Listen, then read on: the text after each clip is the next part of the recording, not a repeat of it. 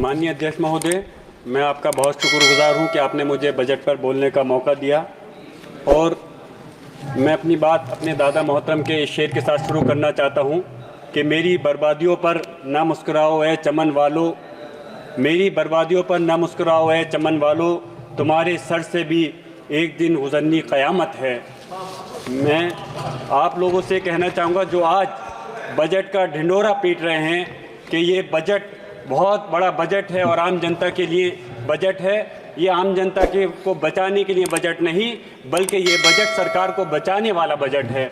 मैं कहना चाहता हूं कि इस वक्त आपने रोज़गार देने के नाम पर वादा किया था कि हम हर साल 2 करोड़ रोज़गार देंगे 2014 में, और 2014 से लेकर अब तक 10 साल हो गए। अगर आपने रोज़गार दिया होता तो 10 करोड़ रोज़गार होता और हर परिवार के अंदर एक आदमी को रोज़गार मिला होता, लेकिन आपने उनके साथ धोखा किया है। आप बताइए मुझे, जो आपने कहा था कि हम रोज़गार के नाम पर जो लोगों को ठगने का काम किया है, अगर आज कहीं भर्तियां निकलती भी हैं तो उनका पेपर लीक हो जाता है।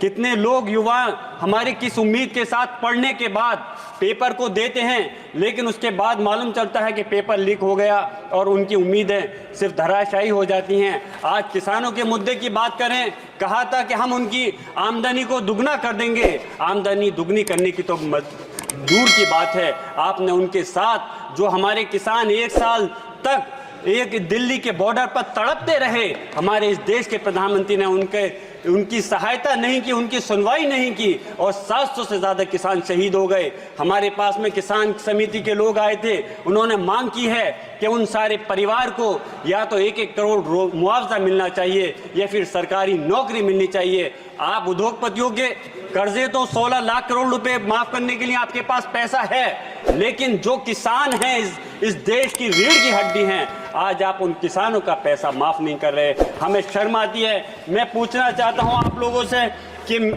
इस वक्त आज एजुकेशन की अगर हम बात करें कि जो एजुकेशन के नाम पर हमारे अलीगढ़ मुस्लिम यूनिवर्सिटी, जहां से मैंने भी तालीम हासिल की है, और जामिया मिलिया इस्लामिया, आप उनका लगातार बजट घटाते जा रहे हैं। एएमयू के जो 5 कैंपस थे उनका वो बंद होने के कगार पे आ गए हैं। आप उनके साथ क्यों खिलवाड़ कर रहे हो? यूपीए के टाइम पर सच्चर कमेटी की रिपोर्ट थी कि मुसलमान दलितों से भी ज़्यादा पिछड़ चुका है, लेकिन आपने भाजपा कहती थी कि हम मुसलमान के हाथ में एक हाथ में कंप्यूटर देंगे और एक हाथ में हम उनके कुरान देंगे, लेकिन उन्होंने सिर्फ उनके साथ में धोखा किया, छलने का काम किया। एनडीए ने 2022-23 में अल्पसंख्यक बजट के नाम पर 5020 करोड़ अलॉट किए थे, लेकिन सिर्फ 2612 करोड़ रुपए को ही खर्च कर पाए। इस बजट को 2024-25 में सिर्फ 3123 करोड़ किया गया। मैं पूछना चाहता हूं कि उनके साथ में ऐसी ज्यादती क्यों है? सरकारी आंकड़ों में India survey of higher education में मुसलमानों को छात्रों की भागीदारी में गिरावट आई है। उनके बच्चों का एनरोलमेंट 2020-21 में मात्र 4.6% था। स्किल कॉलेज ऐसा हो गया है जैसे मुसलमानों को जाहिल रखना चाहते हैं। इसके सबसे बड़ी मिसाल एएमयू और जामिया का लगातार घटता बजट है। पीएम जब मुस्लिम मुल्क में जाते हैं तो उनका सम्मान होता है। अरब से पीएम अपने दोस्त उद्योगपतियों के लिए इन्वेस्टमेंट भी ला रहे हैं, अच्छी बात है, लेकिन जब भारत में मुसलमानों की आर्थिक, सामाजिक, तालीम और मुसलमानों की सुरक्षा के सवाल पर यूएन में अमेरिका की अल्पसंख्यक रिपोर्ट हमारे देश पर उंगली उठाती है तो सरकार के लिए शोभा की बात नहीं है। आखिर उसके बाद भी मॉब लिंचिंग, बुलडोजर चलाकर मुसलमानों के मकान गिराकर खुद भाजपा सरकार क्या देना चाहती है? अलीगढ़ मुस्लिम यूनिवर्सिटी के लिए मैं बस अपनी बात को ख़त्म कर रहा हूँ। माननीय अध्यक्ष महोदय, अलीगढ़ में हमारे माननीय अध्यक्ष राष्ट्रीय अखिलेश यादव जी ने एक डेलीगेशन बना करके भेजा था और उसमें मैं गया था जहाँ पे मॉब लिंचिंग हो गई, और उनके अफसोस की बात यह है कि मॉब लिंचिंग होने के बाद कि फिर वहाँ के भारतीय जनता पार्टी के लोग उनके जिन्होंने मॉब लिंचिंग की है उनको बचाने का काम करते हैं। हम बुलडोज़र चला देते हैं।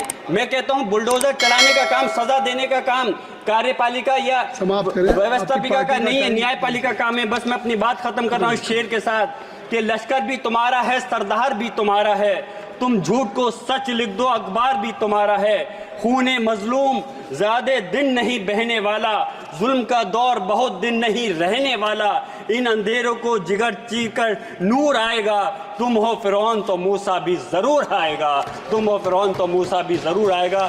माननीय अध्यक्ष जी, मेरी दरख्वास्त है कि इस मॉब लिंचिंग और बुलडोजर की कार्रवाई को रोकने के लिए सरकार सख्त कदम उठाए और खासतौर से एजुकेशन के मसले में हमारे मुसलमानों के लिए एम्प्लॉयमेंट पर, रोजगार पर भी खासतौर से फोकस किया जाए। ये बजट जो कि कमजोर बजट है और इसमें आम जनता के लिए मुसलमानों